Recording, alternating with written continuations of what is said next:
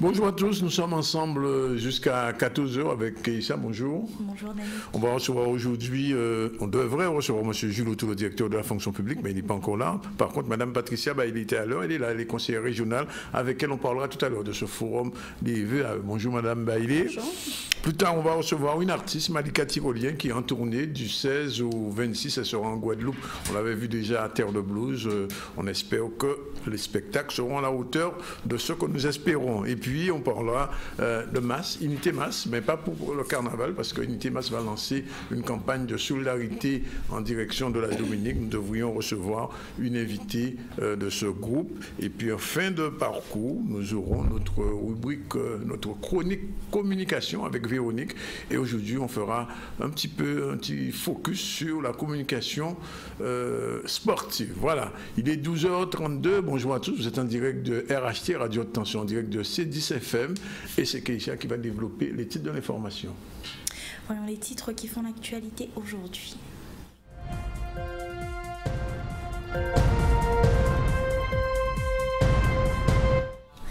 Hier, le président de région a tenu une réunion de travail consacrée aux projets majeurs des communes de Gourbert et de Trois-Rivières. Ces réunions ont eu lieu dans les mairies respectives entre le président de région, Harry Chalus, et les maires en présence d'élus et de techniciens.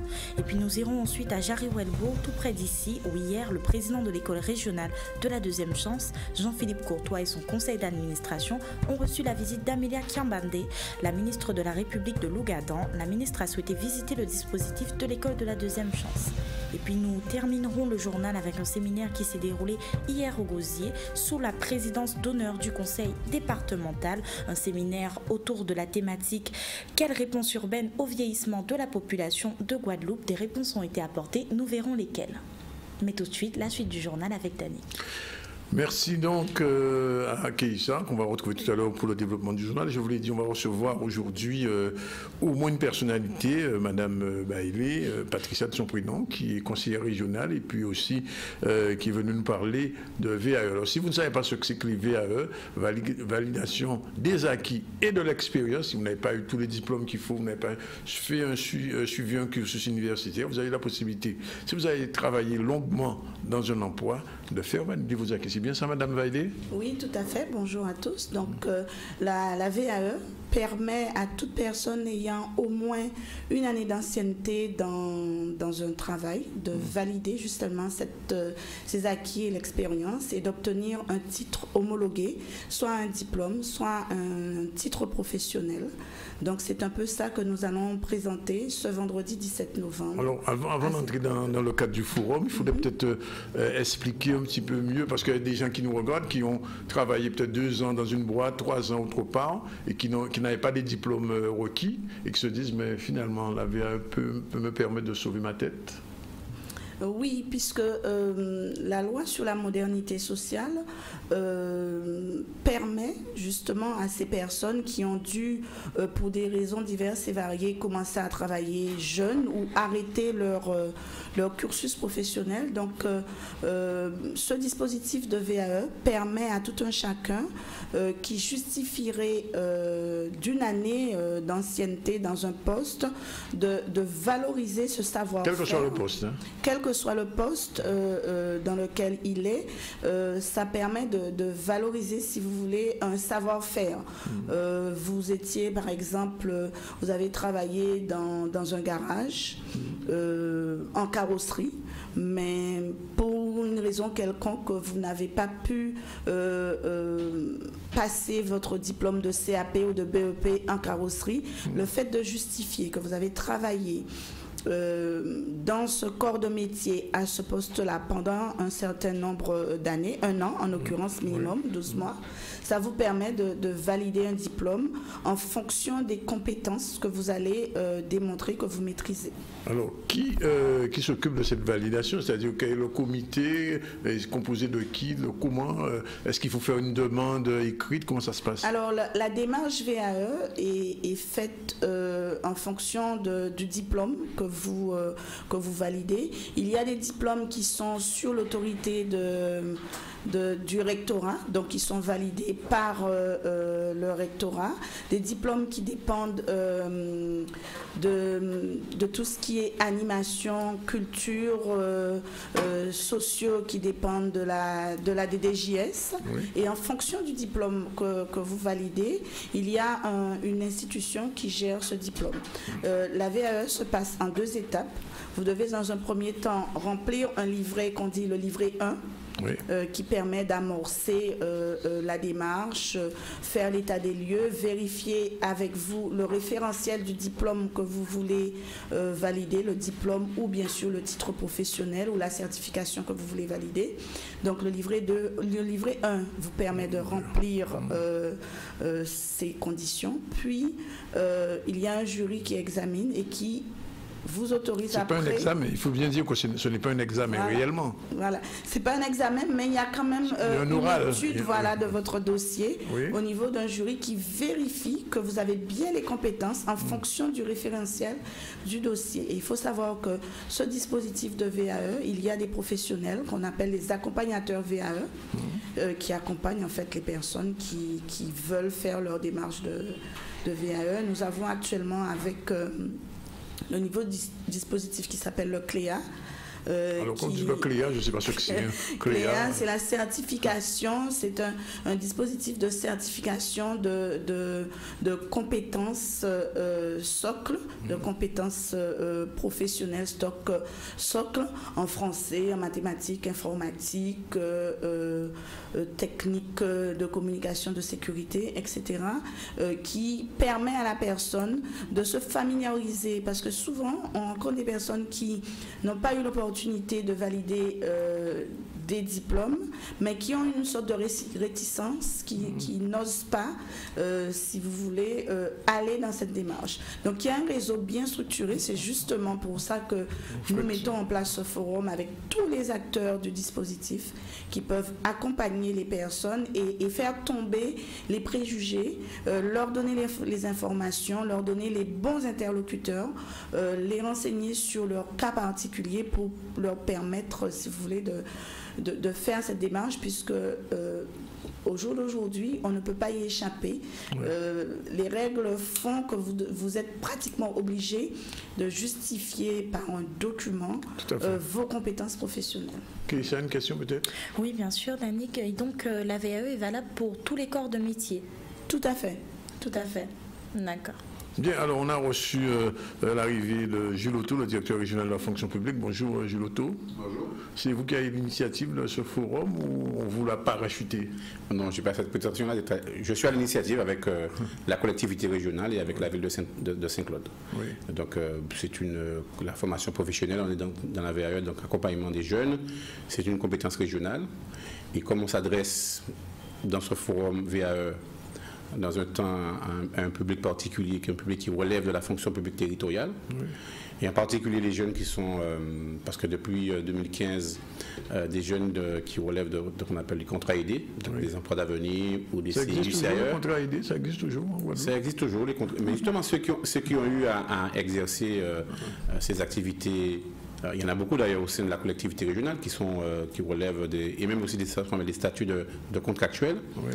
Donc des jeunes qui veulent demain matin, parce que le diplôme est toujours dans le système français, et pour nous aussi, c'est une reconnaissance sociale. Oui. C'est avant tout même de parler d'insertion, de dynamique professionnelle, c'est aussi pour l'agent, c'est aussi pour un individu, de dire que j'ai exercé pendant un certain nombre de temps une activité, et avoir comme un diplôme à la fin ou un certificat à la fin de l'activité, c'est aussi une reconnaissance sociale et une compétence reconnue.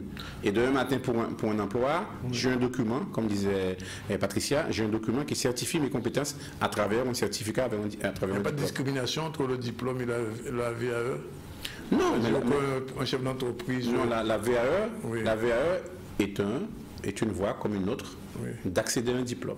Il y a l'examen et juste une petite précision par rapport à Patricia, c'est qu'il y a pour certains diplômes ou pour certains organismes, on va dire certificateurs, l'éducation nationale, les JSCS, ministère de l'Agriculture, la diète, on peut avoir des validations totales ou des validations partielles.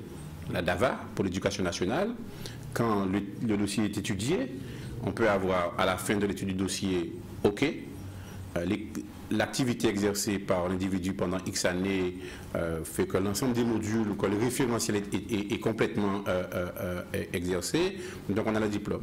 Pour certains, tiens, mais il manque dans l'activité, vous n'avez pas eu l'occasion à aborder des questions liées à l'anglais, liées aux mathématiques ou liées à l'informatique. Vous aurez à passer dans des périodes d'évaluation de fin d'année, parce qu'en général, la délivrance des diplômes liés à la VAE et le jury, c'est un peu calé avec les périodes d'évaluation de fin d'année, du mois de juin, du mois de juillet, quand on a au niveau national. Alors, un jeune ou moins jeune qui vous regarde en ce moment, qui entend parler de cette VAE, qu'est-ce que vous lui préconisez, que ce soit Patricia ou vous, Julie Auto? Vous dites quoi? Il vous regarde, il dit ouais, mais ils sont bien gentils, putain, on travaille 2 ans avec tout le monde, etc. Quand on fait. Alors, ce que nous, moi je peux parler pour la fonction publique territoriale. Bon, ces jeunes-là qui ont travaillé dans les collectivités, qui ont travaillé pour le compte de la région dans un lycée, pour le compte du département dans un collège, pour le compte des mairies dans une école primaire. Ces jeunes-là qui ont travaillé, qui ont été contrats aidés dans une structure pour le compte des collectivités, on leur dit de venir dans le forum.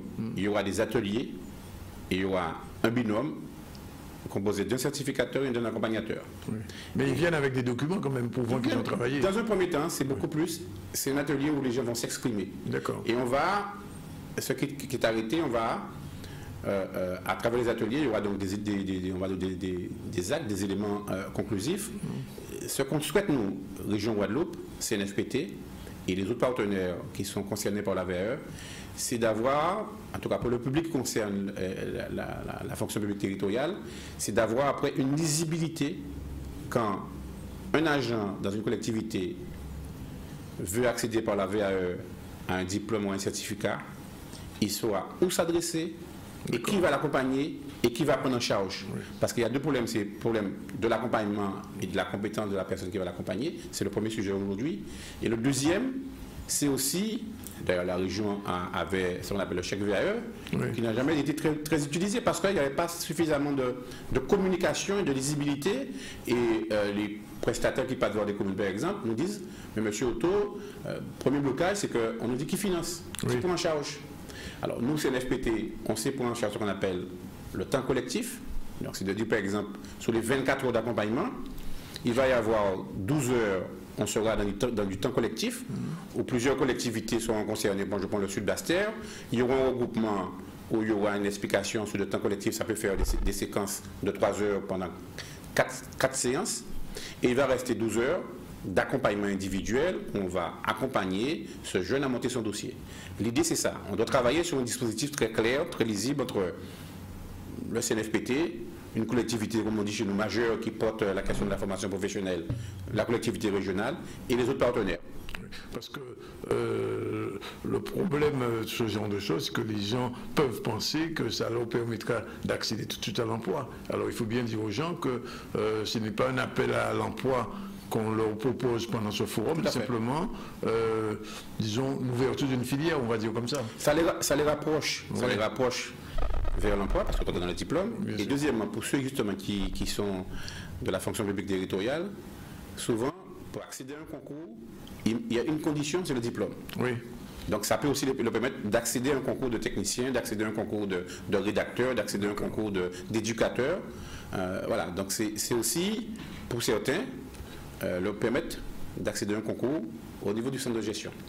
C'est bien ça, Batia Baïdé, c'est-à-dire que je prends un exemple comme ça, une jeune qui pendant une année a été contrat aidée dans une école comme aide assistante à l'école, elle a quitté, et après un an elle a quitté, parce que bon, le poste était pendant une période. Qu'est-ce que ce jeune peut faire par rapport à cette offre de ce forum? Mais justement, l'exemple pris nous montre un peu bien la problématique du jeune et puis des employés, on va dire, dans les collectivités de cadre C, qui souvent occupent des postes, mais ils n'ont pas les diplômes qui leur permettent de pérenniser leur carrière dans la fonction publique. Donc, le dispositif VAE, il va au-delà de ça, puisque quand vous rentrez dans la démarche de VAE, vous avez un accompagnement. Jules Otto le disait tout à l'heure, vous avez un accompagnement où soit en face-à-face individuel ou en face-à-face de groupe, où on vous explique déjà par rapport au dispositif, on vous explique le dispositif en lui-même, la procédure, et après vous avez une prise en charge par rapport au diplôme que vous voulez valoriser, acquérir, et où on rentre vraiment dans le référentiel du diplôme. Et je rebondis par rapport à ce que vous disiez tout à l'heure.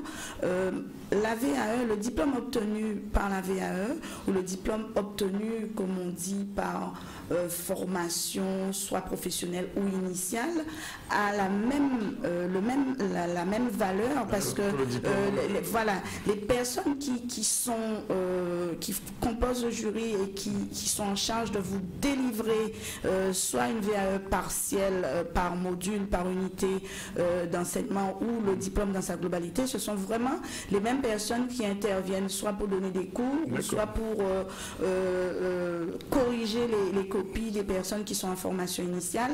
Et vraiment, la personne, elle rentre dans le dispositif et elle est prise en charge. On lui explique, voilà, vous aspirez à valider un bac professionnel, vous aspirez à valider tel diplôme, voilà les prérequis, voilà le référentiel, et nous allons vérifier avec vous que ce référentiel-là, vous êtes dedans, et nous allons vous accompagner pour que vous puissiez démontrer dans le dossier, mais aussi en face du jury, qu'effectivement, vous méritez le diplôme que vous, on va mettre des guillemets, réclamer. Tout à fait. Alors, venons-en aux choses concrètes. Ça va s'organiser quand, comment, où?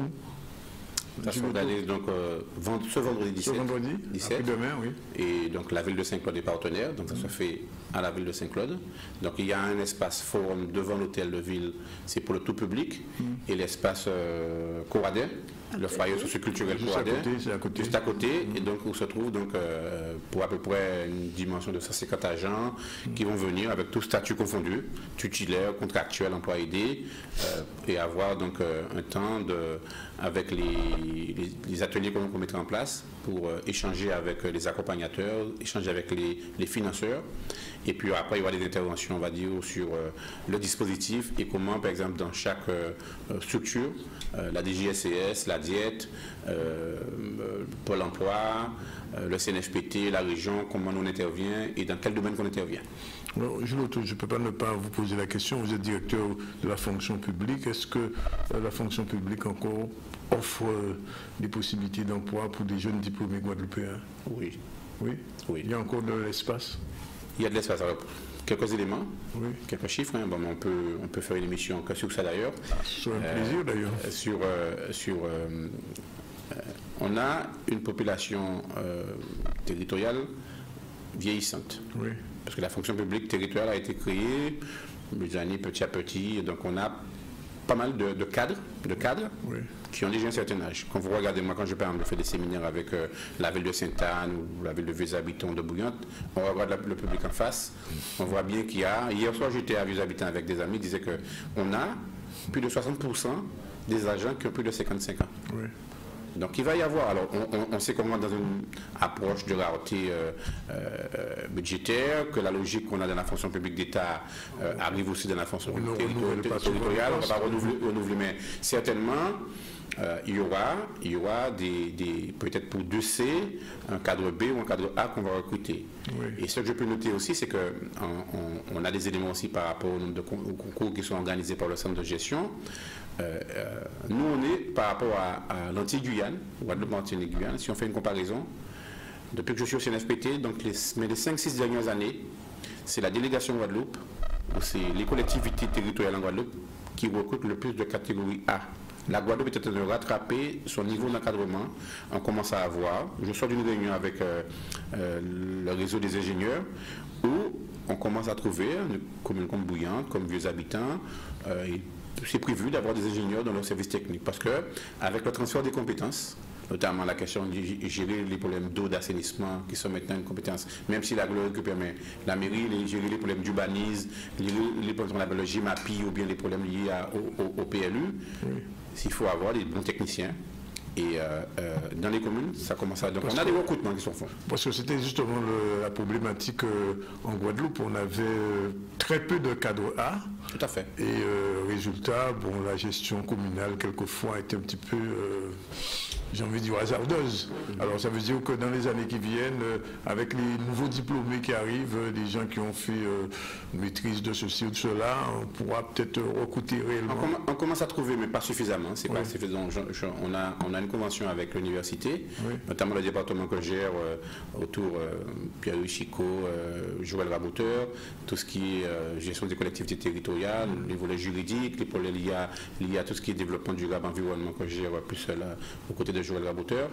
On commence à avoir chaque année, ici ou là, je peux en citer quelques-uns qui viennent de l'université Antilles et qui aujourd'hui sont dans les collectivités. Et je pense que c'est une voie à explorer et d'avoir de plus en plus de jeunes étudiants de chez nous qui connaissent bien le territoire et qui seront en capacité d'encadrer leur... Madame Baïli, c'est un exemple peut-être, j'ai envie de dire ça. Tout à fait, non mais c'est important parce que on nous faisait penser qu'il fallait un exil des cerveaux, qu'il n'y avait plus de possibilités pour nos jeunes diplômés et donc c'était un vrai problème. Juste pour terminer avec ce sujet-là, la seule difficulté qui est pointée depuis quelque temps, le maire de Pointe-à-Pitre, qui est le délégué du CNFPT, le dit avec justesse, c'est qu'on a eu le maire Cato avec la mise en place des agglos. Oui, c'est Cap Excellence à tout prix. Non, mais pas que Cap Excellence. Bon paquet. L'agglo du Sud Basse-Terre, l'agglo du Nord Basse-Terre, l'agglo du Nord Grande-Terre. Parce que c'est des problèmes un peu statutaires, c'est un peu compliqué à expliquer, mais il y a des agents territoriaux, des ingénieurs ou bien des attachés. Pour passer à un niveau, il faut qu'ils aillent dans une collectivité qui a un volume de territoire et de population. Oui, c'est bien sûr que je vous dis. Beaucoup ont été à Cap, beaucoup ont été à même le Nord Grande-Terre. Oui, aussi. Le Nord Grande-Terre. Ce que nous, pour le moment, nous, on travaille, il faut aller plus loin, c'est que les agglos doivent être, et ce n'est pas suffisamment fait, doivent être en ingénierie pour le compte des collectivités membres. Oui, tout à fait. Et donc, il y a des fonctions support qui peuvent être traitées dans les agglos et qu'on peut ne plus avoir dans les communes. Et que les communes restent sur des fonctions, notamment... On dépouille les maires, allez, on va le dire comme ça. Il faut qu'on trouve, par exemple, la fonction RH, par exemple, ou par exemple, avoir un serveur qui soit basé à l'agglo du Sud Basse-Terre et qui gère une ou deux fonctions sur la question RH, sur la question éventuellement de la paye, c'est des choses envisageables. Tout à fait. Et qui fait qu'il y aura une économie d'échelle qui va se faire au niveau de la collectivité communale et que ça va dégager des marges de manœuvre sur le quotidien des gens, parce qu'aujourd'hui, une collectivité communale, on voit bien que c'est sur le quotidien qu'il faut être bon. Tout à fait. Voilà. Alors, c'est presque la dernière question avant qu'on fasse un petit retour sur le forum. Vous avez la chance d'être vu en ce moment en France. Ce Canal 10, vous savez, c'est une des rares, la seule chaîne qui diffuse ses émissions en direct vers la France. Et donc, il y a des jeunes Guadeloupéens qui vous regardent en ce moment et qui étaient peut-être inquiets. Est-ce que vous tout bien en Guadeloupe travailler vu le nombre de diplômés? Parce que vous savez que beaucoup de diplômés ne trouvaient pas à travailler chez eux, en Guadeloupe, étaient obligés de s'expatrier. On leur dit quoi? Moi, je leur dirais, premièrement, c'est bien de partir d'emmagasiner de l'expérience, d'avoir un regard croisé sur des choses qui se font ailleurs et de revenir dans son pays et apporter son expérience et sa compétence. Et si on va dans le cadre de la fonction publique territoriale, alors il y a quelques embauches de contractuels qui peuvent se faire, parce qu'il y a des possibilités maintenant, mais de passer le concours aussi, parce qu'on peut passer le concours dans autant de centres de gestion qu'on veut, et après, en étant sur place, les collectivités ont besoin encore de cadres. Aujourd'hui, on a, dans nos 15 000 territoriaux qu'on a en Guadeloupe, fonctionnaires territoriaux, on a 80% qui relèvent de la catégorie C. Ouais. On peut tenter à inverser un peu, avoir 65%, 70%. Donc, il y a encore de la place pour des cadres. Et donc, des cadres qui sont métropolitains, qui ont de l'expérience et qui ont de la compétence, on en a besoin. Comme bac. Voilà. Alors, Patricia, vous avez rappelé un petit peu ce forum, les conditions, le jour, l'heure, etc. Rapidement, on va terminer. Ben oui, le forum, donc c'est ce vendredi 17 novembre. devant l'esplanade de la mairie de Saint-Claude, pour la partie village information, où tous les acteurs du réseau seront présents, et une partie atelier avec tous les partenaires aussi qui interviennent dans le réseau de VAE à destination des agents des collectivités territoriales. Donc nous invitons tout un chacun. Quoi, 9h du matin? À partir de 8h et jusqu'à 15h. D'accord, ben, c'est dit. Voilà. On vous remercie d'être venu nous entretenir. Ça, c'est assez rare de voir M. Otto dans mon émission. J'étais bien content de le recevoir. Il est 12h56 on va développer le premier titre de l'information. C'était justement une visite du président de la région, commune de Goubert de Trois-Rivières. Je ne sais pas si elles sont bien équipées en termes de techniciens de haut niveau, mais enfin, on a dû le voir hier. Oui, effectivement, c'était hier. Le président de région a tenu une réunion de travail consacrée au projet majeur de la commune de Gourbert et de Trois-Rivières. Ces réunions ont eu lieu dans les mairies respectives entre le président de région Harry Chalus et les maires en présence d'élus et de techniciens. Ah oui, de techniciens, effectivement. Présence d'élus et de techniciens. Et donc... C'est un reportage de Chris Kevin Magnier. Voilà.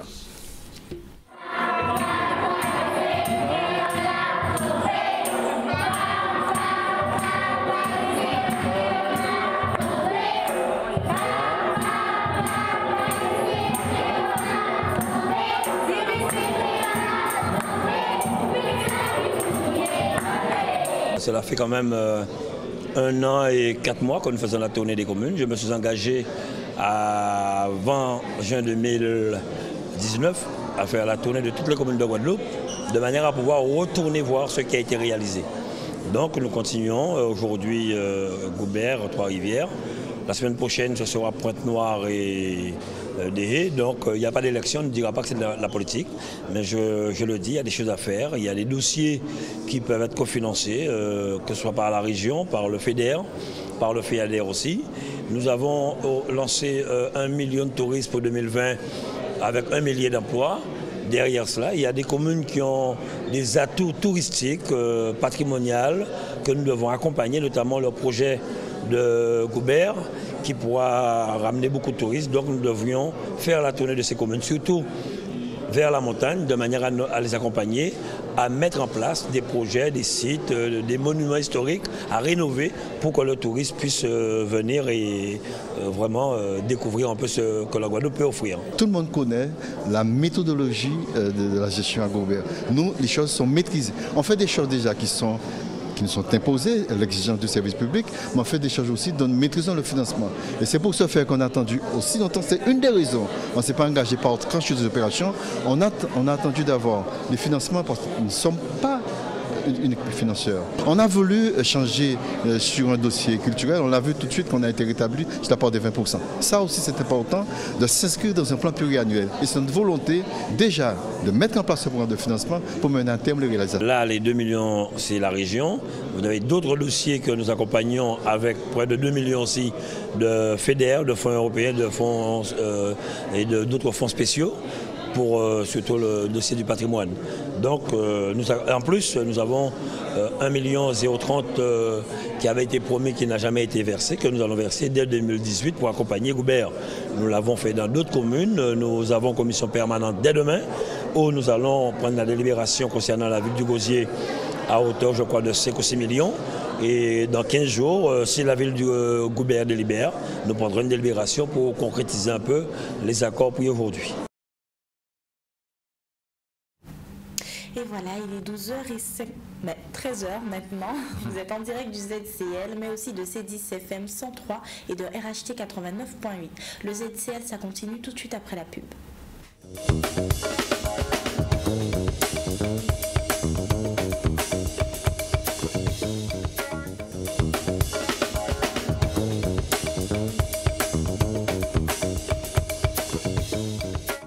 Voilà, il est 13h05 dans le ZCL en direct de RHT 89.8 et comme toujours de C10 FM qu'on salue, nos amis de la radio. Et nous allons recevoir tout à l'heure Malika Ticolier, c'est la née tyrolienne, donc tout à fait normal qu'elle vienne pour un petit peu honorer son ancêtre. Mais avant, on va faire revenir sur les titres de l'actualité avec Keïsa. Hier, le président de région a tenu une réunion de travail consacrée au projet majeur des communes de Gourbert et de Trois-Rivières. Ces réunions ont eu lieu dans les mairies respectives entre le président de région Harry Chalus et les maires en présence d'élus et de techniciens. Et puis nous irons ensuite à Jarry-Welbourg, tout près d'ici, où hier, le président de l'école régionale de la deuxième chance, Jean-Philippe Courtois, et son conseil d'administration ont reçu la visite d'Amelia Kiambade, la ministre de la République de l'Ouganda. La ministre a souhaité visiter le dispositif de l'école de la deuxième chance. Et puis nous terminerons le journal avec un séminaire qui s'est déroulé hier au Gosier sous la présidence d'honneur du conseil départemental. Un séminaire autour de la thématique « Quelle réponse urbaine apporter au vieillissement de la population de Guadeloupe ?» Des réponses ont été apportées, nous verrons lesquelles. Bien, alors on va commencer tout de suite par la visite de la ministre de l'Ouganda en Guadeloupe. C'était à l'école de la seconde chance. Oui, hier à Jarry-Welbourg, le président de l'école régionale de la deuxième chance, Jean-Philippe Courtois, et son conseil d'administration ont reçu Amelia Kiambade, la ministre de la République de l'Ouganda. La ministre a souhaité visiter le dispositif de l'école de la deuxième chance. Elle a également rencontré l'équipe d'encadrement et les bénéficiaires. Il était important pour elle de rappeler que tant en Ouganda qu'en Guadeloupe, il existe une préoccupation commune qui est la formation des jeunes. En conclusion de cette visite, la ministre d'Ouganda a souhaité pérenniser les nouveaux liens tissés entre l'école de la deuxième chance de la Guadeloupe et la République d'Ouganda, en proposant des échanges concrets entre les deux territoires. Un reportage de Chris Kevimani. Il s'agit aujourd'hui pour l'école de la deuxième chance de recevoir donc une ministre du Ouganda, et dans le cadre de cette politique régionale de la coopération, où aujourd'hui nous proposons donc l'ingénierie de formation donc à ce pays à fort potentiel et qui manifestement rencontre les mêmes difficultés par rapport au chômage, par rapport à l'approche de sa jeunesse.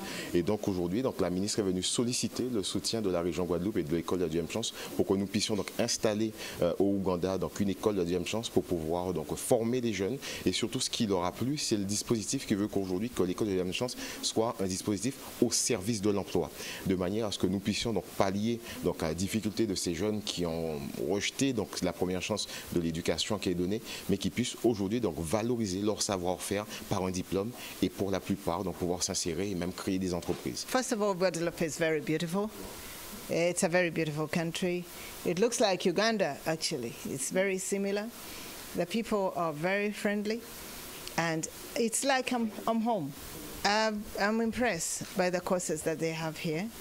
And what has impressed me more is the fact that the youth or the young people come voluntarily to get a second chance in their lives. We would like to go into partnership that or they could come to Uganda and establish this kind of vocational school, but we'd also like to have an exchange program whereby you have students coming to Uganda, even if it's for a short time, and Ugandans coming here, so that we could get exposure on different types of activities, but also the culture of the people. Et on continue le journal avec notre invitée musique, c'est Malika Tyrolien. Bonjour Malika. Bonjour.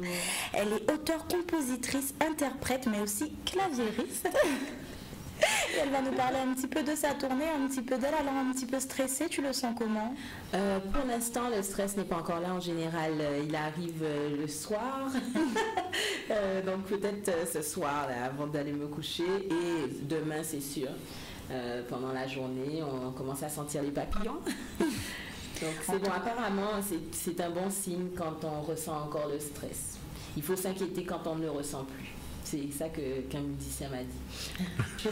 Malika, quand même, avant de revenir sur la tournée, le fait que le grand-père a été honoré, ça a été l'année tyrolien. Comment vous avez ressenti ça, même si vous viviez là-bas à Montréal? Alors c'est sûr que j'ai été très émue, surtout lors du festival Terre de Blues. Oui. En juin passé, on a pu venir avec tout mon groupe pour rendre hommage à mon grand-père sur la terre de mon grand-père, avec toute ma famille qui était présente. Vous l'avez connu quand même, vous avez eu le temps de le voir? J'ai eu le temps de le voir. Ouais. Et donc, c'était vraiment un moment très, très spécial. Donc, je ressens encore un petit peu les après-coups de cet événement-là, de ce spectacle-là. Et on va quand même lui rendre un petit peu hommage encore durant les spectacles. Comment vous allez faire? Vous allez voir, il faut venir au spectacle. Est-ce que vous allez interpréter la fameuse prière? Ah, je ne sais pas. Ce sera la surprise. Vous connaissez le texte quand même? Je connais le texte quand même.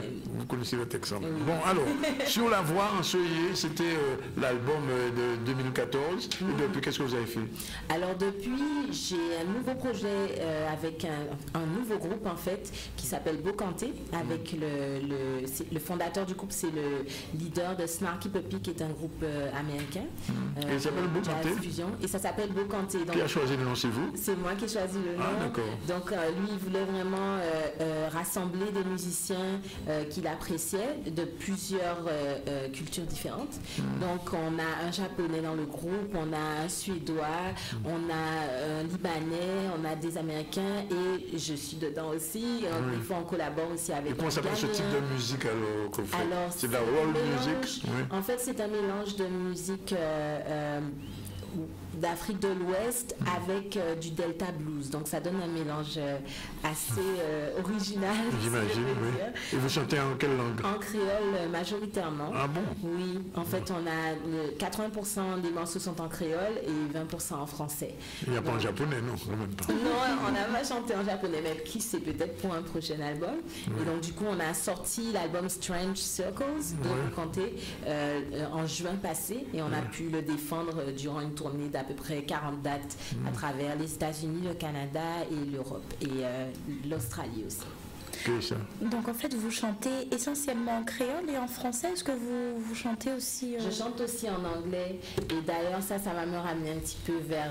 alors l'album Sur la voie ensoleillée de 2014 c'était essentiellement en créole et en français avec une chanson en anglais, mais là je prépare aussi parallèlement mon deuxième album solo qui va peut-être plus être en anglais celui-là. Donc voilà, avec des saveurs un peu plus soul, hip-hop. Et ça peut amener à toucher un autre public. Voilà, donc on m'a toujours dit qu'il ne faut pas que j'ai peur d'aller au bout de ce que j'ai envie de faire, donc de ne pas me cantonner à ce qu'on attend nécessairement. Donc j'ai voulu un peu explorer d'autres choses pour le deuxième album et on verra encore pour le troisième, etc. Mais de manière générale, vous vous sentez plus à l'aise quand vous chantez en quelle langue? Alors c'est sûr que le créole, la langue d'origine. Ah ben oui, donc le créole c'est très percussif et c'est aussi très très chantant. Donc je trouve que c'est vraiment une très belle langue pour chanter finalement et ça se. Et quand vous chantez, Malika, quand vous chantez en créole au Canada par exemple, aux États-Unis, bon, ils ne comprennent pas spécialement. Comment c'est perçu dans le public? C'est ça qui est bizarre parce qu'on a tourné beaucoup cet été et la réception était vraiment très bonne, même si les gens ne comprenaient pas nécessairement les paroles.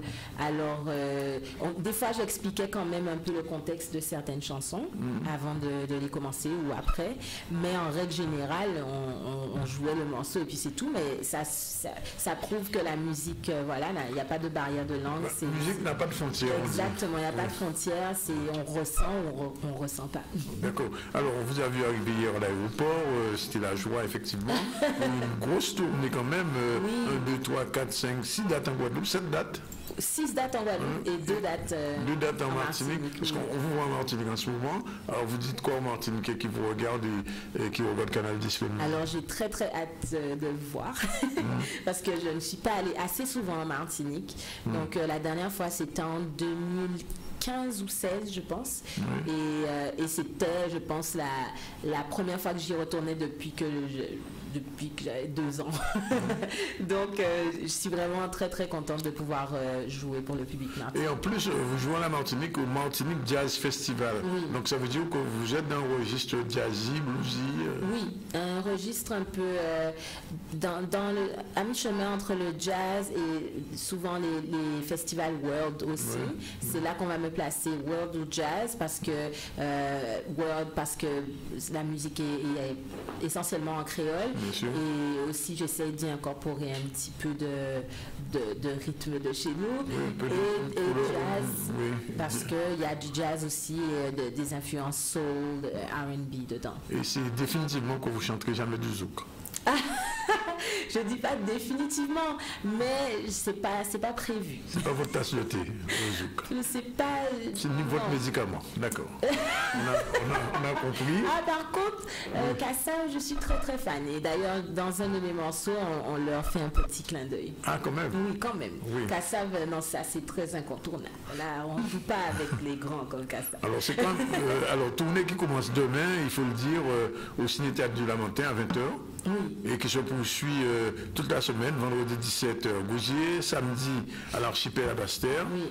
Mardi vous serez au Moule, jeudi à Marie-Galante quand même, chez Henri. Oui, chez Henri à Marie-Galante, un passage obligé à Caz, à la maison. Et puis vendredi à Senlis, à partir de 20h, une belle tournée. Oui. Vraiment, on est très très chanceux. Vous êtes venu avec le groupe Boucanté? On est venu avec mon groupe finalement, mon quintet. Donc on était venu à Ilo Jazz en décembre passé et on est revenu au Festival Terre de Blues, donc avec cette équipe-là, sauf que ce sera en formule un peu plus réduite, on sera en quintet au lieu de la formule complète. D'accord. Bien écoutez, Malika, on vous souhaite une bonne tournée. Merci. Aussi bien en Guadeloupe qu'en Martinique, et ça fait plaisir de vous revoir chaque fois. Aussi, la dernière fois c'était à Terre de Blues et puis là vous avez votre séjour canadien. Vous reviendrez un jour en Guadeloupe? Je reviens. Non, quand je dis revenir, je ne dis pas passer. Revenir vraiment? Oui. J'espère. Oui. J'espère quand même. Oui, avant la retraite, quand même. Je ne sais pas. On va voir où est-ce que le vent va m'emmener. Elle est sous la voie ensoleillée, c'est bien ça. Merci en tout cas d'être venu en direct dans le ZCL. Il est 13h17. On continue l'information avec Keïssa Zorobabel. Et oui, et donc je vous le disais, mardi s'est déroulé au Gosier sur la présidence d'honneur du conseil départemental un séminaire autour de la thématique « Quelle réponse urbaine au vieillissement de la population de Guadeloupe ?» L'objectif de cette manifestation était de considérer les enjeux du vieillissement en Guadeloupe afin de définir et de partager une politique de l'habitat durable et également de sensibiliser aux enjeux des transformations démographiques à venir. Reportage Maxime Morel. Tout est dit dans l'intitulé même, prévoir l'aménagement du territoire, sachant que dans une vingtaine d'années, le territoire de la Guadeloupe sera l'un des plus vieillissants de la France. Il est évident que il est important pour nous de prévoir, d'anticiper et d'avoir toutes les réponses aux conséquences de ce vieillissement. L'enjeu pour nous, le département qui avons en charge la politique de bien vieillir et de bien pouvoir cerner dès aujourd'hui les problématiques de l'habitat d'aujourd'hui, mais d'anticiper la manière d'habiter et de permettre aux personnes âgées de pouvoir soit rester chez elles sans pouvoir être isolées, mais ou également pouvoir trouver des modes d'hébergement correspondant aux besoins de notre population qui, je le rappelle, vieillit de plus en plus, sachant que les deux problématiques qui sont posées aujourd'hui, c'est à la fois le départ des jeunes, mais également le retour de personnes qui ont vécu à l'extérieur, des Guadeloupéens ou des Européens, qui veulent venir vivre leur retraite chez nous en Guadeloupe. Nous avons déjà réfléchi sur la question en termes d'aménagement du territoire, en termes de construction et avons partagé avec des pays voisins de la Caraïbe, la Martinique en particulier, mais aussi Porto Rico et Colombie, qui vont, avec ce regard croisé, nous permettre de nous projeter dans une stratégie d'aménagement durable de notre territoire. Et on continue avec les assises, malgré les mots rassurants des uns et des autres sur l'organisation des assises des Outre-mer dans l'Hexagone. Ils sont nombreux à ne pas attendre d'importantes décisions, estimant que les États généraux, après la crise de 2009, avaient fait le tour des problématiques Outre-mer. Voyons Chantal Loyal, présidente de DIFECACO, reportage Maurice Cessé à Paris. Écoutez, il faut espérer, puisque, écoutez, comme je disais tout à l'heure à vos collègues, nous avons eu l'année, les États généraux en 2011, qui pour moi, finalement, il y a un résultat de recul actuellement. Et à nouveau, on nous propose des assises. Alors, quelles vont être ces assises? Est-ce que c'est pour nous faire patienter et attendre? Et je vais être un peu dur, est-ce que c'est pour mieux nous berner? Ou est-ce que réellement, ce gouvernement mettra des actes? Et je trouve que c'est dans leur intérêt pour dire qu'ils mettent des signes très positifs pour les Outre-mer. Et pour l'instant, voilà, nous avons été tellement déçus à plusieurs reprises depuis plusieurs décennies. Depuis plus de 20 ans, chaque gouvernement a toujours évoqué comment dirais-je, de pouvoir mettre quelque chose en place pour les Outre-mer, notamment l'agence des diffusions qui a fermé.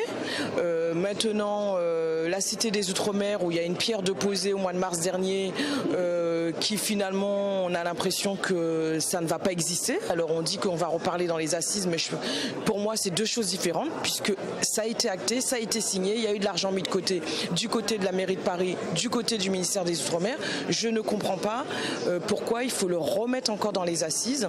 Donc on va se retrouver à repartir à zéro, et on va nous dire que finalement c'est le prochain mandat qui va discuter, et donc ça va durer des années, et on ne verra rien. Et nous, enfin moi pour ma part, je suis dans la culture, je ne parle pas des autres, comment dirais-je, des autres problèmes, secteurs de santé, économie et tout ça, mais qui doivent rencontrer sûrement d'autres soucis aussi. Mais moi, en ce qui me concerne pour la culture, nous n'avons pas de lieu. Les artistes d'outre-mer sont accompagnés, mais pas de façon pérenne. Pas de conventionnement cadre, pas bon. Voilà, donc on a énormément de difficultés.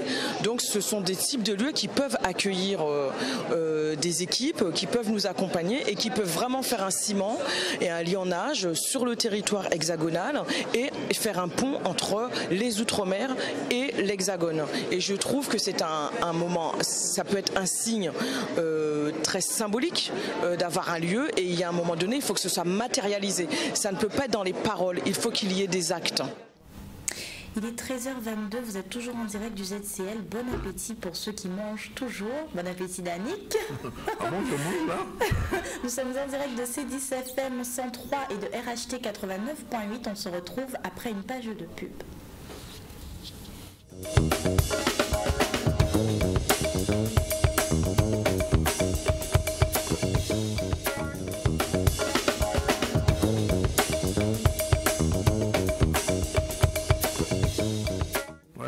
Voilà, nous sommes de retour sur le plateau du ZCL, il est 13h27 après la page de pub. On va recevoir tout de suite Madame Sabrina Ladbissounois. Bonjour. Bonsoir. Bonjour. Vous êtes la chargée de communication de Unité Masse, qui est un groupe très connu à Bimao. Et vous avez décidé de lancer une opération de solidarité avec la Dominique, c'est bien ça? Bien ça. Donc il faut savoir que Unité Masse, nous sommes implantés à Fontricher, plus précisément à Bimao. Et ce quartier-là, il y a beaucoup de ressortissants dominicains. Donc, et même nous, au sein de nos adhérents, nous avons beaucoup de frères dominicains. Donc on s'est dit qu'on ne voulait pas faire l'opération en même temps que tout le monde. On attendait les retours de nos adhérents. Et à la suite de ça, on allait participer aussi pour faire une collecte de dons. Et comment vous avez organisé ça? Donc à partir de samedi, de 9h à 18h, nous avons mis en place une journée de collecte de dons. Donc ce jour-là, tout le monde pourra venir. Toutes sortes de dons, parce que souvent on ne nous dit pas de ceci, pas de cela. Non, on a été précis. C'est vrai qu'on n'est pas précis sur beaucoup de choses, c'est surtout pas de linge. On ne veut pas de vêtements. Pas de vêtements. Puisque après qu'on rentre au niveau des vêtements, ça devient un peu plus compliqué. Faut trier, il faut savoir ce que la personne a ramené, bien sûr. Et sachant que cette journée-là, après avoir fait la collecte de dons, on ne veut pas garder les dons. Donc on veut tout de suite que ça parte pour pouvoir partir en Dominique. Et donc, ça s'organise où exactement? Alors, c'est à notre local à Font-Richer, à Bémao. Ah, c'est à Font-Richer carrément. À Font-Richer, oui. Ouais. Notre local est situé à Font-Richer. Oui, c'est vrai, c'est le petit jardin de Font-Richer. Voilà, c'est les jardins d'Unité Masse, oui. Alors, dites-nous deux petits mots quand même sur Unité Masse, parce que Céliane nous parle souvent, en fait. Céliane Mimette, elle est présidente, elle est quoi? Non, elle est aussi dans le pôle de communication avec moi. Oui. Voilà. Et les membres actifs. Donc, en fait, Unité Masse, c'est pas seulement un groupe à masse. Alors, c'est un groupe APO, bien sûr. On fait partie du KMK, dont les différents groupes APO de la Guadeloupe. Et Unité Masse a 13 années. On va sur notre 14e année d'ici l'année prochaine. Donc, c'est vrai que notre moment phare, c'est pendant la période carnavalesque. Mais pas que. Mais pas que ça. Après, on travaille au sein de tout ce qui est la culture. On va faire des sorties découvertes. On appelle ça sortie découverte pays Guadeloupe. Donc, on va essayer de découvrir la Guadeloupe. On va aussi faire des marches découvertes. Vous faites des bois et manger aussi, puisque l'année dernière, il y avait, je crois, un midi, minuit, quelque chose comme ça. Oui, il n'y a pas longtemps, au mois de juillet. Il n'y a pas longtemps, voilà. Oui. Au mois de juillet, on a notre midi, minuit Caraïbes. Qui est, Caraïbes? Oui. Pourquoi Caraïbes? Pourquoi Caraïbes? En fait, on essaie à travers ce midi, minuit-là, essayer de faire découvrir tout ce qui est des repas du pays. On est dans un bassin caribéen, bien sûr. Donc, travailler à partir des différents pays de la Caraïbe pour pouvoir faire goûter à notre population différents mets à ce moment-là. Et donc, ça tombe bien, cette histoire de journée de solidarité que vous faites, puisque vous avez dit que vous avez des Dominicains chez vous, enfin dans votre groupe. Au sein d'Unité Masse, oui. Et donc, l'acheminement, parce que chaque fois que je reçois un groupe, enfin une personne pour ce genre d'opération, la question subsidiaire, j'ai envie de dire, c'est qui j'en sais arriver en bas là? Est-ce qu'elle y arrive? Normalement, il faut y arriver, nous allons faire en sorte pour y arriver, qu'on sortit dit, donc nous ni frères en nous Dominique, nous ni des adhérents qui fait partie des groupes là qui de la Dominique. Donc que ce soit par eux ou bien même passer par le consulat de la Dominique, nous qui fait arriver. Il faut nous qui fait arriver et qui arriver. Nous dans des marches là, ça, voilà. Nous apprenons les contacts qu'il faut. Et il ne faut pas y dormir à Unité Masse, mais il faut y partir jour là même pour nous certains qui arriver. Et nous ne voulons pas y arriver même côté qui tout le monde là y caminé aux autres. Donc nous voudrions qu'il arrive dans d'autres coins pour nous satisfaire. Ça peut être Dominique très crasé. Hein. Vous savez, vous voyez l'image à Dominique, voilà. 60% à la Dominique crasé. Et donc, comme ça, alors, quand vous commandez le monde qui est à côté de nous, en région Bémao, alors, surtout, nous demandons, sachant qu'on sortit dit un Dominique crasé, donc panier, tout ça qui est électricité, donc nous avons insisté sur tout ça qui lampe, pile, bougie, lampe solaire bien sûr, parce qu'il n'y a pas d'électricité, on ne peut pas brancher, denrées alimentaires bien sûr, parce qu'il faut ça, de l'eau bien sûr, tout ça qui est de l'eau, manger, produits d'hygiène, il débite qu'elle nous pas songer, parce qu'il n'y a pas ni rien du tout, donc tout ça qui ustensiles de cuisine, aussi ustensiles de cuisine, il n'y a pas ni assiettes, il n'y a pas ni rien, donc tout ça nous peut-être pas songer qu'elle nous n'a pas besoin, mais que là, il y a dans le besoin, papier toilette, ça peut être serviette hygiénique, produits pour bébé, ces genres de choses-là. Mais qu'on nous dit, nous ne veut pas ni linge. C'est vrai que l'on n'y pense pas, mais les couches pour bébé, bien sûr, c'est important. C'est important. D'accord. Alors, donc, les gens qui nous regardent en ce moment doivent se rendre au local à Font-Richer. Au fond, voilà. Samedi 18 de 9h à 18h. Et ça repart le lendemain, dès le dimanche? Voilà. On essaye de voir si ça part dès le dimanche, bien sûr.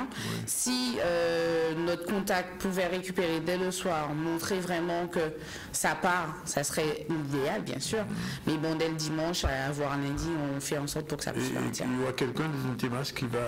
Donc, on va essayer. On en parlait hier soir en réunion, donc on va essayer de voir si au moins un ou deux membres puissent partir en Dominique, faire de bonne foi par rapport à ça. Eh bien, espérons que votre appel aura été entendu. J'espère qu'il est entendu par les gens de la région de Bémao qui sont très actifs. Et au-delà, un petit bout, etc. Voilà, on dit Bémao, mais c'est ouvert à tout le monde. À tout le monde, tous les gens qui... Et puis il y a des Dominicains qui nous entendent. Brothers and sisters, if now you have to bring something for the Dominican people Véronique, je vais dire en anglais pour eux. C'est ce que si Sylvia était là, elle veut dire en espagnol, moi, parce que voilà, donc, nous pouvons quand même préciser qu'à l'issue, c'est vrai que journée là, ça nous mettait ici Dominique, mais à l'issue à journée là, ça nous avons fin, parce que nous, quand même, on ne pas carnaval, nous avons fin si on tisson à masse. Ah, quand même. Quand même. Ah, qu'il y a un tisson. Et qu'il y a un tisson. À partir de qui est? À partir de 6 h soir. Donc, tout ça, nous avons invité tout le monde en nous. Je là, ça, qui a envie d'adhérer à ce mouvement-là aussi. Pévin, qui a essayé. Nous avons fait un petit visionnage, mais vite fait de photos et de vidéos à masse là, bien sûr. Et nous avons fait un petit saut pour nous qui partagent. Combien de monde qui a dans l'unité? Au dernier recensement, nous avons 137 adhérents. Quand même. Oui, à jour de cotisation. Donc, bien dire à jour de cotisation. Les entraînements, j'arrête pas. Donc, au soir là, nous avons entraînement à cette soir. Donc, pour les musiciens qui peuvent automne, qui est entraînement là réparti, j'arrête petit. Et vendredi soir, nous avons entraînement délocalisé qui nous a fait Moudong. Voilà. Bien, merci Sabrina. Pas ni bruit, c'est moi qui a remercié l'invitation. Bye bye, et puis à notre soleil. On termine le journal avant de recevoir Véronique pour sa chronique communication et on revient vers notre ami Keïssa pour la suite.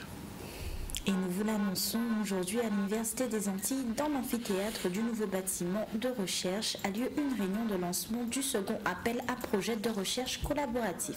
Cette présentation s'inscrit dans la suite de la revue des projets retenus à l'issue du premier appel à projet. Le lancement prévisionnel de l'appel est prévu pour la seconde moitié du mois de novembre 2017 pour un dépôt de projet fin janvier 2018. L'enveloppe fédère dédiée à cet appel s'élève à près de 10 millions d'euros. Les projets seront évalués notamment au regard de leur excellence scientifique, de leur adéquation avec les problématiques du territoire et de leur capacité à mobiliser les parties prenantes. Un reportage de Stanley Manicor. Nous lançons ce second appel à projet de 10 millions d'euros.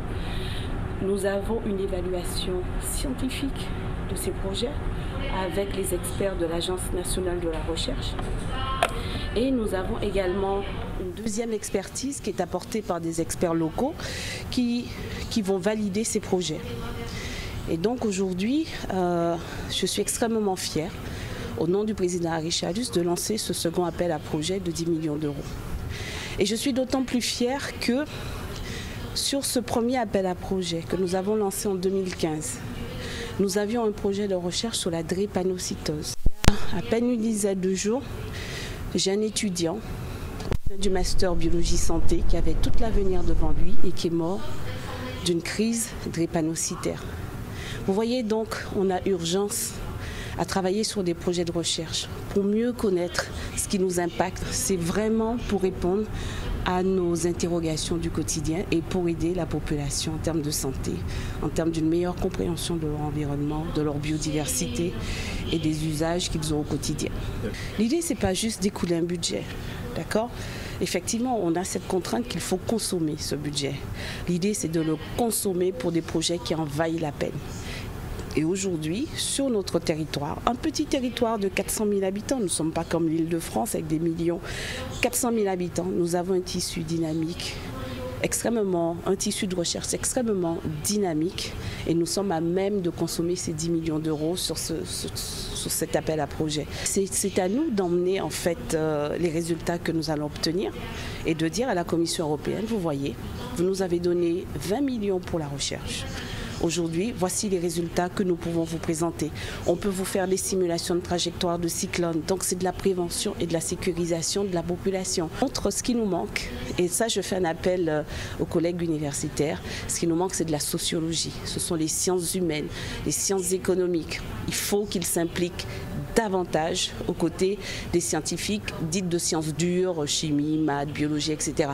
On a besoin de cette fusion entre les sciences dures et les sciences humaines parce qu'ils ont un rôle à jouer. Quand on parle de biodiversité, quand on parle de santé, quand on parle de prévention des risques auprès de la population, les sciences humaines ont un rôle fondamental à jouer à côté de nos données scientifiques. Voilà, il est 13h38 dans le ZCL, c'est le dernier CARA, comme on dit, c'est la chronique communication qu'on retrouve avec plaisir. Bonjour Véronique. Oui, bonjour. Et donc aujourd'hui on va parler de... Alors aujourd'hui, nous parlerons en fait de contrat de sponsoring et de sponsoring sportif. Le sponsoring sportif, alors qu'est-ce que c'est, comment c'est né le sponsoring sportif? Alors, faisons un petit brin d'histoire. Alors, l'histoire du sponsoring est liée à l'histoire du sport, parce que il faut remonter en fait à l'époque de la Grèce et de la Rome antique, où les Jeux romains étaient organisés en véritable outil de commerce, et nous avions l'empereur Jules César qui sponsorisait en fait les combats de gladiateurs. Qui sponsorisait déjà, qui finançait en tout cas les combats de gladiateurs depuis cette époque de Rome antique. Et il faut quand même attendre le 19e siècle, au moment de la révolution industrielle, dans un contexte économique où l'offre était supérieure à la demande et que les entreprises devraient écouler leurs marchandises. Donc il fallait trouver un processus, un moyen pour leur permettre de vendre. Donc l'idée est née de sponsoriser des sportifs pour leur permettre de profiter de l'image du sport, de l'image du sportif pour influencer le comportement des consommateurs. Donc après... En 1861, il y a une firme britannique qui s'appelait Spears & Pond. C'était une chaîne hôtelière, c'était des restaurateurs hôteliers qui avaient décidé de sponsoriser l'équipe britannique de cricket qui devait assurer une compétition en Australie, et il fallait de l'argent pour faire le voyage. Donc ils ont décidé, c'était le premier sponsoring en 1861, et ça s'est fait en Angleterre. Même si l'équipe n'a rien remporté comme compétition, comme match, mais seulement ça a permis à cette entreprise britannique de se faire connaître sur le sol australien, parce qu'ils avaient déjà un petit café, un bistrot qui s'appelait justement le Café de Paris, qui était situé à Melbourne. Donc ça a permis à cette entreprise-là de lancer ce petit bistrot, et même si l'équipe n'a pas remporté de prix, n'a pas remporté de compétition, mais le retour sur investissement a été quand même de 11 000 livres sterling. C'est pas rien non plus. Donc on va se rappeler que 1861 naît la première opération de sponsoring. Et il faut attendre 20 ans pour que ça puisse voir naissance en France. Donc en 1881, avec Michelin, le gros pneu là. Et c'est Michelin qui a décidé de sponsoriser un coureur cycliste qui s'appelait Charles Théron, et c'est né ainsi en France. Mais le mouvement du sponsoring prend de l'essor qu'à partir du XXe siècle, avec des firmes internationales, avec de grandes enseignes du genre Nike, Adidas, Coca-Cola, et ils ont commencé réellement à sponsoriser des sportifs, à mettre en place des contrats de sponsoring pour que le sportif puisse véhiculer la marque, véhiculer leur enseigne et associer l'image et les valeurs également du sport à leur enseigne. Donc l'objectif de ces sponsoring, naturellement, c'est d'avoir une incidence sur les ventes de ces entreprises, d'avoir une incidence sur leur notoriété, et faire en sorte que l'image de leur entreprise soit mieux vue, mieux appréciée par le public le plus large possible. Alors, si on revient, alors là c'était un petit peu l'histoire, en deux mots, 1861 en Angleterre, 1881 en France, après le XXe siècle, je résume rapidement, Coca-Cola, Nike, Adidas, toutes les grandes marques commencent à sponsoriser. Mais aujourd'hui, si on revient au sponsoring sportif tel que ça existe, parce qu'aujourd'hui ça existe vraiment, est-ce qu'il y a des disciplines où ça marche bien, où ça rapporte réellement? Oui, il y a des disciplines sportives qui rapportent plus que d'autres. On aurait tendance à penser que c'est le football qui rapporte le plus. J'ai pensé ça. Oui, on est nombreux à le penser. Mais j'ai fait un petit sondage également autour de moi en posant la question à certains fanatiques du sport que je connais et qui me lançaient naturellement le football. Mais selon le classement de 2016, 2016, justement parce qu'il existe un classement pour voir quel sportif qui est le mieux payé dans son domaine, et il s'avère en fait que c'est le tennis. Oui, c'est le tennis, un sport d'élite. Donc, c'est Roger Federer qui est le mieux payé avec la bagatelle de 60 000 euros, 60 millions de dollars. 60 millions de dollars qu'il a empoché rien qu'avec ses contrats de sponsoring en 2016. Et on sait que c'est un sportif qui est sponsorisé par Nike, par Mercedes, par Benz. Donc, comme je le disais tout à l'heure, c'est vraiment un sport d'élite, donc nous comprenons que le tennis soit la tête de ce classement. Et en deuxième position, toujours dans le domaine du sponsoring, de contrat de sponsoring, nous avons le basketteur LeBron James, qui évolue, il évolue en NBA et qui a gagné 54 millions de dollars grâce à ses contrats de sponsoring. Donc toujours également en tête de classement, nous avons en dehors du tennis que je disais tout à l'heure, en dehors du basket, nous avons le golf qui s'en sort pas mal également, avec Phil Mickelson qui est une grande figure du golf mondial et qui empoche 50 millions de dollars rien qu'avec KPMG, Rolex, Barclays, donc ces sponsors qui... Est-ce qu'on retrouve le football dans le top 5 ? Oui, le football, mais si je vous dis quel footballeur qui gagne le mieux sa vie, en tout cas qui a gagné le mieux sa vie en 2016. Christian, si ? Je ne sais pas. J'oublie son nom. Neymar, voilà. Ben non, c'est pas Neymar. Non, c'est pas Neymar. C'est qui? J'en ai marre alors. Moi aussi, j'étais persuadée. Non, c'est Ronaldo. Ronaldo. Oui, Ronaldo. Ronaldo a perçu en 2016 32 millions de dollars avec son sponsoring de SFR, Nike. On le voit souvent à SFR. Voilà, donc... on le voit aussi en slip. Et Neymar n'est que 17e du classement, je crois. 17e Pourtant, il a coûté plus cher que... ce transfert a coûté plus cher que Ronaldo. Il est meilleur en plus de ça parce qu'il a PSG. Bon, enfin, bref. D'accord, on voit le fanatique. Mais quoi qu'il en soit, il n'est pas parmi... Ronaldo a gagné mieux sa vie en 2016 que lui. Ah oui, mais en 2017, on en reparlera. L'année prochaine, quand vous reviendrez, on en parlera. Avec et enfin, plaisir. Le dernier dans ce top 5. Alors, j'ai quand même voulu faire un petit clin d'œil aux femmes, voir... il y a des femmes. Oui, il y a une femme, qui fait partie de ce classement. C'est une joueuse de tennis, encore un sport élitiste. Donc, voilà. Que je connais. Enfin, oui, mais on la connaît bien, C'est une négresse américaine, une afro-américaine qui s'appelle... Vanessa ou Serena Williams, voilà, Serena Williams, c'est elle qui... mannequin en plus, quelquefois, c'est sur le loisir. Oui, mais on retrouve toujours, avec ces contrats de sponsoring, on retrouve souvent les mêmes, du genre Nike, du genre Puma, Rolex, les grandes marques, mais vraiment les grandes firmes internationales, ce sont ceux-là qui mettent en place ce genre de contrat, puisqu'ils bénéficient de la notoriété de ces sponsors, de ces sportifs, ils bénéficient aussi des valeurs que véhiculent ces grandes figures du sport pour leur permettre de gonfler aussi leur vente, l'amour que pourrait avoir la population pour leurs produits. Alors, je suis déçu quand même, je pensais que le Jamaïcain qui était champion du monde du 100 mètres était dans le top 5 finalement.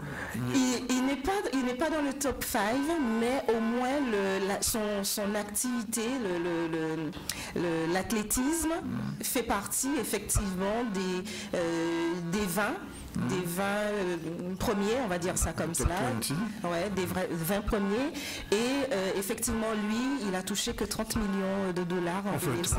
Que 30 millions. Je dis 30, mais c'est quand même la moitié par rapport au premier qui en a gagné 60 millions, pardon. Donc, vous en êtes de toucher que 30 millions de... C'est pas négligeable. Par exemple.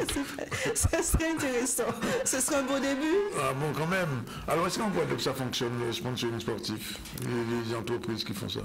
En fait, il y a certaines entreprises font cela chez nous. Je me suis intéressée à une entreprise. C'est vrai qu'il y en a pas mal, mais mon regard s'est arrêté sur la MMG, la Mutuelle Margaillard, à 2 titres, pour 2 raisons principales. Hein. C'est parce que on l'a vu avec l'exemple des Britanniques, Spears and Pound, qui sponsorisait les premiers clubs de cricket. Et la Mutuelle Margaillard est dans la même optique. Elle voulait aussi se faire connaître sur le sol martiniquais, donc à copier les pionniers pour mettre en place un sponsoring avec le Tour d'Aïol, les tours d'Aïol de la Martinique, pour donner son nom à une yole, et que depuis, je crois, 10 ans, plus de 10 ans, oui, depuis déjà 10 ans, il y a une yole, parce que le sponsoring a été mis en place par la Mutuelle Margaillard en 2007. Et il y a une yole qui porte le nom de cette entreprise et qui chaque année fait des performances. Elle n'a jamais gagné. N'a jamais remporté le tour, en 10 ans n'a jamais remporté le tour, à des scores honorables, hein. Honorables, disons ça comme cela, puisque bon, c'est avec un jeune équipage sur l'eau, donc qui fait ses armes en fait. Donc cet exemple m'a intéressé pour ce premier titre. Mais aussi, il y a un deuxième point qui m'a intéressé dans l'exemple de la Mutuelle Margaillard, c'est le fait que en 2004, quand elle a décidé d'implanter le marché en Martinique, elle n'était pas connue par la population martiniquaise. Et pour lui permettre de se faire connaître, elle a choisi, certes, l'aïole, mais aussi elle a choisi une autre discipline sportive qui est le football. Et là, on va parler de naming. On va parler de naming dans la... Qu'est-ce que c'est le naming? C'est le fait que la compétition prend le nom du sponsor. D'accord. Alors, je vais vous donner un exemple que vous ne connaissez pas. La Ligue 1 en France aujourd'hui s'appelle la Ligue 1 Conforama. Donc, c'est du naming. Voilà. Donc, la Ligue anti-foot aujourd'hui s'appelle Coupe MMG.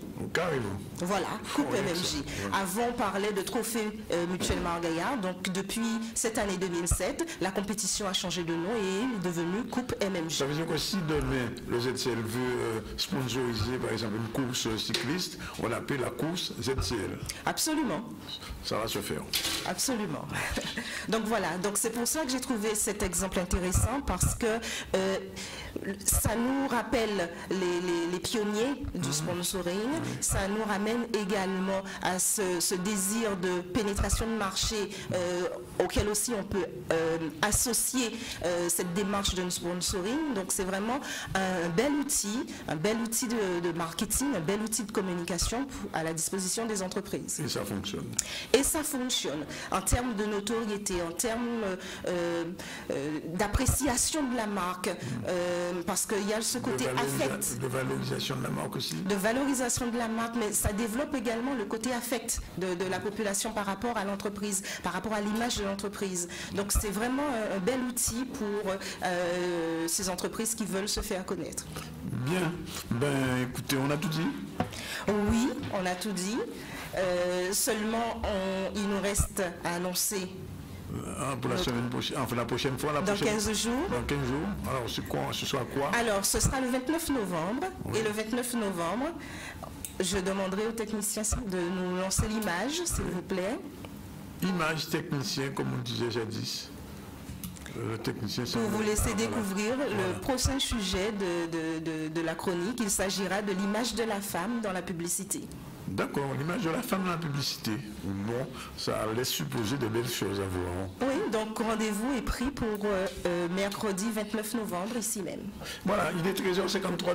Merci Véronique pour cette chronique de communication.